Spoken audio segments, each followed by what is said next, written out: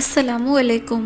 एक मर्तबा कुफ़ार मक्का हमारे प्यारे नबी सल्लल्लाहु अलैहि वसल्लम के पास आए और कहने लगे कि अगर आप अल्लाह के सच्चे नबी हैं तो चांद के 2 टुकड़े करके दिखाएं। उस रात चौदहवीं का चांद निकला हुआ था तो हमारे नबी सल्लल्लाहु अलैहि वसल्लम ने उन लोगों से कहा, अगर मैं चांद के 2 टुकड़े कर दूं तो क्या तुम लोग ईमान लाओगे?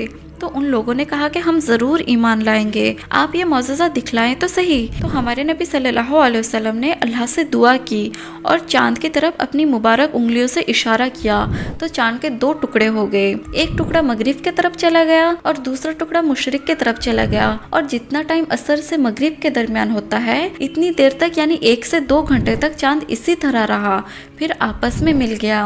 ये देखकर लोग हैरान रह गए मगर ईमान नहीं लाए और कहने लगे, अगर सच में चांद के 2 टुकड़े हुए हैं तो दूर के रहने वाले लोगों को भी नजर आया होगा, तो जब बाहर के लोग आएंगे तो हम उनसे पूछने के बाद ही ईमान लाएंगे। और कुछ दिनों बाद बाहर से आने वाले लोगों का सिलसिला शुरू हो गया और जिससे भी पूछा गया कि उस दिन तुमने चांद के 2 टुकड़े होते हुए और जुड़ते हुए देखा, तो सबने यही कहा, हाँ हमने देखा। लेकिन फिर भी वो लोग ईमान नहीं लाए क्योंकि उनके किस्मत में ही ईमान नहीं।